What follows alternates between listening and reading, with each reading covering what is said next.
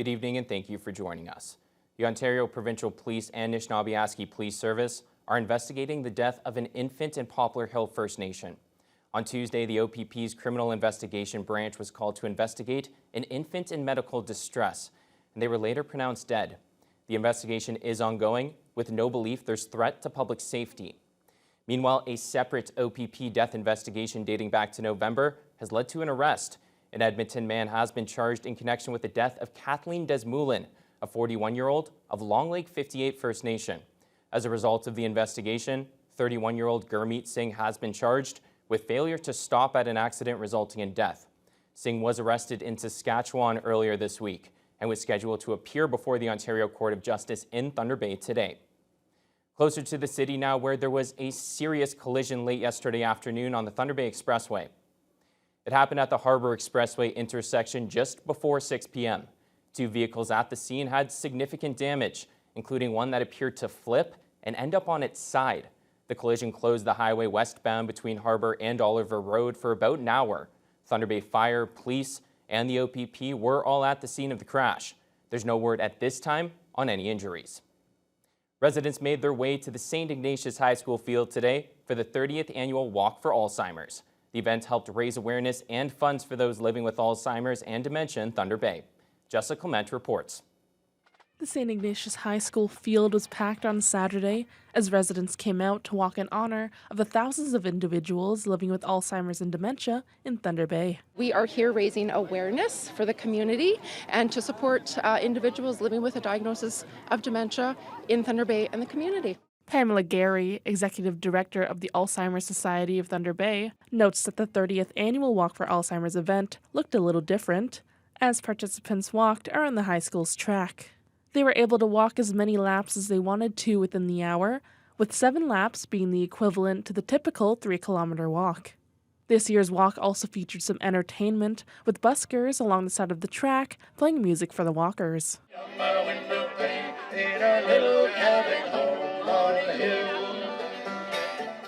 The event helps raise funds for supports for local families, care partners, and individuals living with Alzheimer's, and allows them to receive counseling, support groups, and education sessions from the Alzheimer's Society at no cost. Along with raising money, Gary says the walk is also important for raising awareness in the community, as it allows them to break down barriers, the biggest one being stigma. Stigma doesn't allow people to come forward and get the help and support that they do require. So raising awareness at these events and being a part of our community and being out in our community really allows us to do that and bring it to the forefront so people feel comfortable coming forward. The event brought out over 100 walkers, and Gary says it's amazing to see the support year after year. So it's great to be back for our second year back to in-person, but with the amount of walks in and around the city, it's great to see that there's so many community members, MPPs, and Thunder Bay Council members coming out to support this important cause. More information about the walk or where to donate can be found online at walkforalzheimer.ca. Jessica Clement, TBT News. The city has opted against one of the planned lookouts at the Pool 6 site. It was part of the Waterfront master plan, but it's being called too costly. The lookout would have been created at the wooden trestle next to the cruise ship dock and offer a scenic view of the lake and Sleeping Giant. Engineering Director Kayla Dixon says after assessing the site, the project just didn't make sense. Unfortunately, we have had a structural assessment done of that trestle, and it is in such poor shape that really the amount of work that we would have to do to make it structurally safe for pedestrians to be on it, it's not worthwhile. So unfortunately, if we do want to look out there, it would have to be a whole new structure. Dixon says no other plans with the Pool 6 dock have changed aside from the lookout. Chiefs of Ontario will soon be electing a new regional chief at their annual assembly next month, and several candidates have officially declared their intent to run. At Anishinaabe Nation Special Chiefs Assembly in Thunder Bay, 3 candidates for Ontario Regional Chief made a case for their candidacy to the Nan Chiefs. Abram Benedict, Grand Chief of the Mohawk Council of Akwesasne, former Nan CAO Travis Boissonneau, and former Batachewan Chief Dean Sayers all addressed the assembly. Grassy Narrows Chief Rudy Turtle has also announced his candidacy. We need advocacy. We need relationship building. We need a leader that's going to have those linkages to the province. And we, as elected chiefs in our community, are not able to be there. What I'm committed to, is to creating those relationships. And I have a slogan, and it's a vote for me is a vote for us. My name is Flies with Tilted Wing.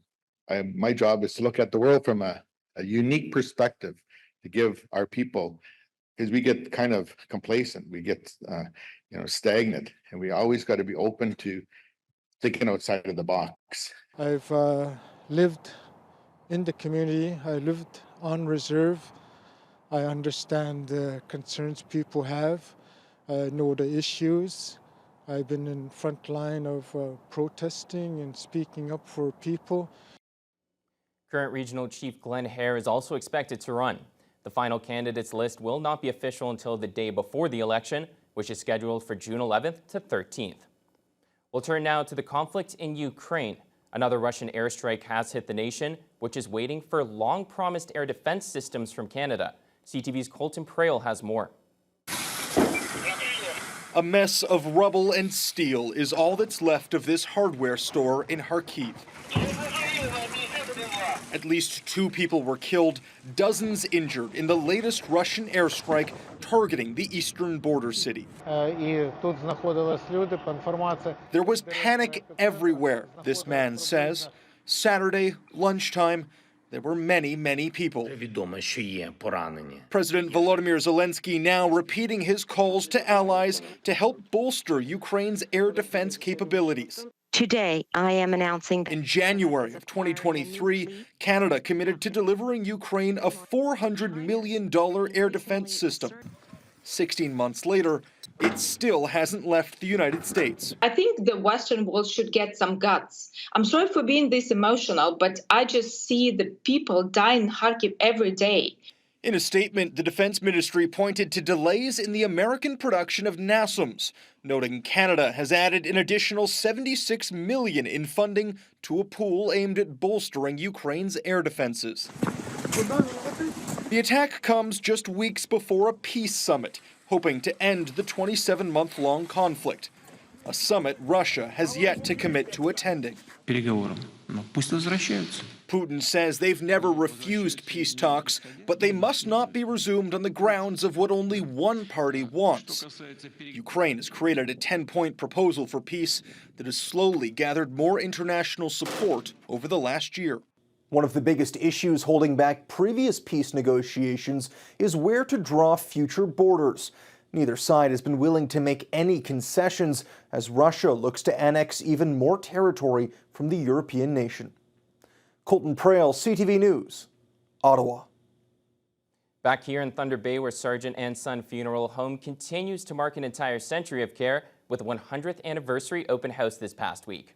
The chapel on Court Street welcomed local residents, family and friends, funeral staff, and Mayor Ken Boschkoff for the event on Thursday.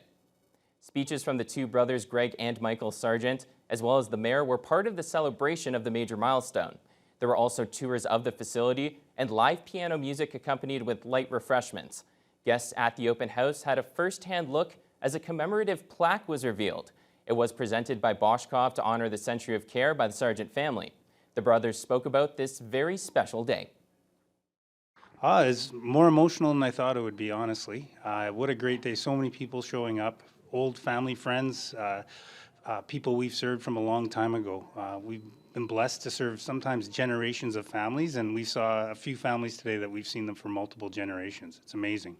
I'm pretty excited about the number of people that have come and just to see so many people that we've been blessed to serve during a difficult time. But I also go back to thinking about my father and my grandfather and what they would have thought of this day.